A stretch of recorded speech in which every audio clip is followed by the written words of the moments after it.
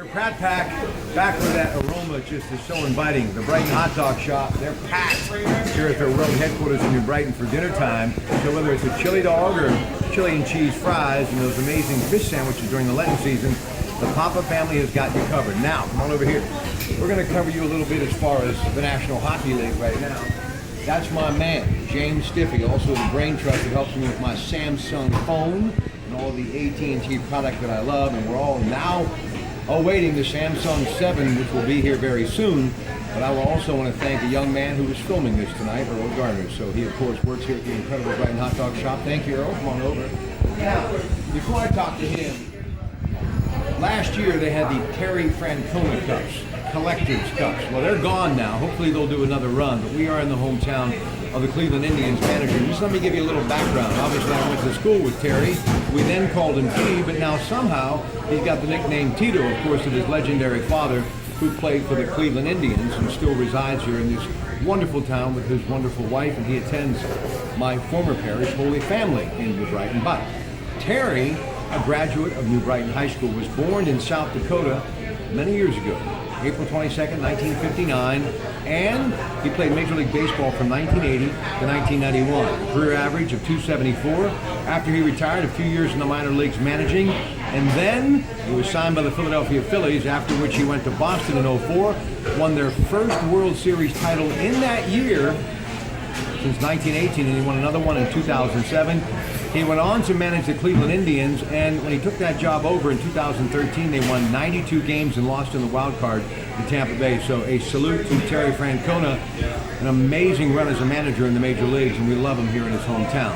Now we're going to talk hockey. Ladies and gentlemen, here is the guy, and we're going to begin with the return of Evgeny Malkin. So what has that meant to this team? Definitely, Evgeny Malkin putting up 7 points in the last 3 games he's been back. Has shown up for 2 goals in the last game against New Jersey, even in the loss against Washington, picking up a goal. He's definitely solidifying that second line and giving the Penguins a multi-tiered offense, which they've been missing in the mid-season since he's been off. Patrick Hornquist, what has he meant offensively? I mean, you know, a little streaky at the beginning of the season, but looking at his numbers so far, he's got 42 points on the year. He's definitely on pace to beat anything he's done in Nashville. His highest year is 52 points. Showed up for his first career hat trick with the Pittsburgh Penguins against Arizona, and the guy's been on fire. He's doing all the little work. He's getting into the corners. He's getting in front of the net. He's that presence player that they look for in guys like Jordan Staal, James Neal, Ryan Malone, and they hadn't been able to find, and now he's back and we have one. Okay, a new guy, Justin Schultz, comes from Edmonton. They give up a 3rd-round pick in next year's NHL draft. He and Trevor Daley go in there. Just veteran presence on the blue line. I mean, you have Chris Letang and Ole Mata who have been showing up all season long, but then with the rotating roster of Ian Cole, Ryan Dumoulin, guys who aren't really playing those NHL minutes, Schultz and Daley come in and bring that presence that can really work them in the 3rd period and through the playoffs. I'm still a big fan of the Flower. Marc-Andre is struggling a bit, but it's okay. We're still a few weeks away from the playoffs. What about his play today? Well, I mean, on the season so far as wins go, I mean, he's in top 10 in the league, but he's rocking, I believe, a .921 save percentage, which puts him out of the top 10. I mean, the Flower's been strong. The Flower's been one of the strongest players on the team for the last several seasons, but he's letting in some kind of iffy goals. It looks like his position is a little off. But, you know, as the Penguins play better in front of him, it helps reinforce his position, lets him get a little more comfortable. So I think cycling through with Murray and Zakhoff behind him, the Flyers should come back strong. He's always a strong playoff performer. Okay, Friday at the Blue Jackets, and then a matinee game on Sunday in which they take on the Rangers at 12:30. That was on NBC, and hopefully Doc Emmerich with the call. Pens right now 34, 24, and 8. 76 points, 4th place in the Metropolitan Division, behind the division-leading Capitals at 103, and then of course you got the Rangers and Islanders. How do you see that unfolding? I mean, those are big games. The Metro Division, every game is going to count. Right now, the Penguins are holding on to the second-to-last wild card spot. Detroit Red Wings right behind them, but the Red Wings have a game in hand.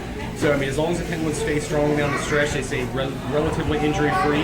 The little pickups they've had this season and the increased play from their forwards, hopefully a little more show up from Phil Kessel. And I mean, it's a team that can at least get to the playoffs, and they've looked good against their Metropolitan Division rivals.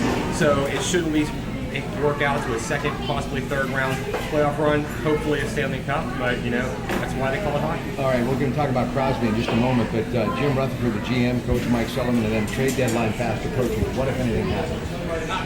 Not a lot happened with the trade deadline with the Penguins. I mean, you had some big name free agents: Michael Boddicker, Louis Eriksson, Jonathan Drouin, Teddy Purcell, guys that were talked about a lot going into the deadline, and most of those deals were made before the deadline even happened. So, I mean, the Penguins made Schultz, the name you mentioned earlier, a key pick, but there was just a lot of money moving around, and some of the big names stayed put.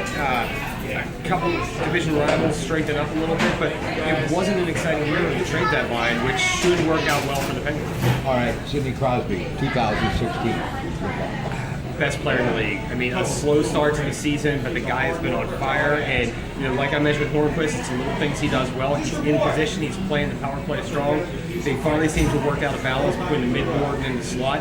And it's a guy who's even going into his career a little bit later on, as far as the pro goes, he still continues to astound. He's got a great shot. His speed is keeping up, and he's a guy to watch for. I think, for the next 5 to 6 years in the league. All right, there you have it, James Stiffy with a NHL report. When is the Samsung S7 coming out? Friday, March 11th. So the S7, the S7 Edge will be releasing, and then you got the LG G5 that's going to be following shortly after.